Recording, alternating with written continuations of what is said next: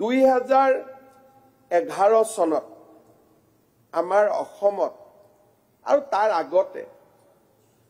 public সাৰ্ভেন্টৰ ওপৰত আমি যদি চাব যাওঁ মাত্ৰ 8টা কেছ ৰেজিষ্টাৰ হৈছিল 2011 চনত তাৰ মানে 2011 চনত অসমত দুৰ্নীতি অপৰাধ নাছিলেন 2012 চনত সেই সংখ্যা মাত্ৰ 12 জনলৈকে যায় 2013 চনত মাত্ৰ 5টা গোচৰ আৰু 2014 চনত অধ্যক্ষ মহোদয় পাব্লিক সাৰ্ভেন্টৰ বিষয়ে অসমত এটাও গোচৰ ৰেজিষ্টাৰ হোৱা নাছিল তাৰ মানে আজি আমি কি অনুভৱ কৰিম যে 2014 চনলৈকে অসমত দুৰ্নীতি সিন্ডিকেট কলা বজাৰ একোৱেই নাছিলে আৰু 2014 চনৰ পিছতে গোটেইবোৰ গা কৰি উঠিলে অসমৰ বাতৰি কাকতসমূহত 2011 চনৰ আগত 14 চনৰ আগত প্ৰতিদিনে এই বাতৰিবোৰ প্ৰকাশ পাইছিল কিন্তু চৰকাৰে কগনাইজেন্স লোৱা নাছিল এটা বছৰত এটাও এন্টি কৰাপশন ডিপাৰ্টমেন্টে যদি এটাও কেছ ৰেজিষ্টাৰ নকৰে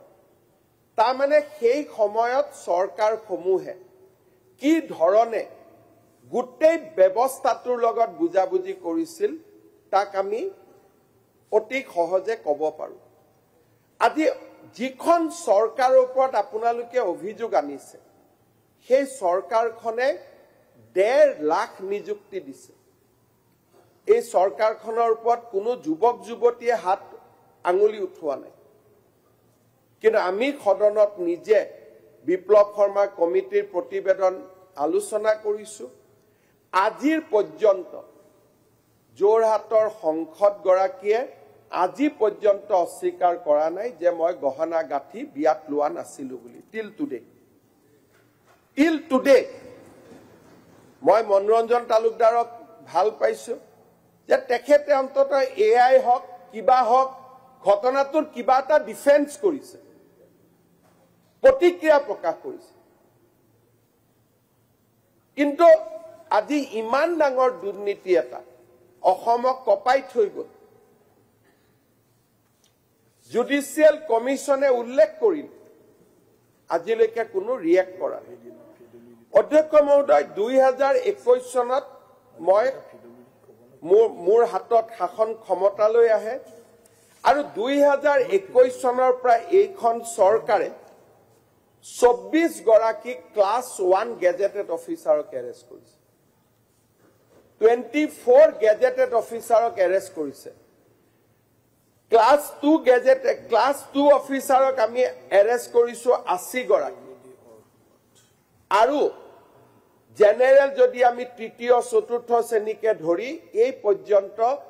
349 অফিচাৰক আমি এৰেষ্ট কৰিছো আমি ট্ৰেপ কৰিছো আজিৰ পৰ্যন্ত চৰকাৰী অফিচাৰৰ হাতৰ পৰা আমি 224.740 গ্ৰাম সোণ আমি উদ্ধাৰ কৰিছো এইখন চৰকাৰে আজি পৰ্যন্ত 12 কোটি টকা আমি চৰকাৰী কৰ্মচাৰীসকলৰ ট্ৰেপ কৰি উদ্ধাৰ কৰিছো আজি এইখন চৰকাৰক মানুহে বিশ্বাস কৰে কাৰণে পুলিচক মানুহে গৈ জনাই যে অহাকালি মই অমুকজন অফিচাৰক টকা দিম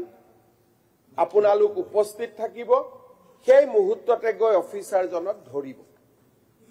আগতে সেই বিশ্বাস মানুহৰ ওপৰত কিয় নাছিল মানুহে চৰকাৰক আগত কিয় বিশ্বাস কৰা নাছিল আগতে মানুহে জানিছিল যে মই যদি গৈ ভিজিলেন্সক খবৰটো দিও ভিজিলেন্সে অফিচাৰজনক খবৰ দিব অফিচাৰজনৰ লগত ৰাতিয়ে হিচাপ নিকাচ কৰি ল'ব আৰু মোৰ গোচৰ কেতিয়াও শুনানি নহবগৈ আপুনি বিচৰা বাতৰি পাব কেৱল নিউজ 18 এপত নিউজ 18 এপ ডাউনলোড কৰিবলৈ স্ক্যান কৰক এই QR কোড গুগল প্লে ষ্টৰতো পাব এই নিউজ 18 এপ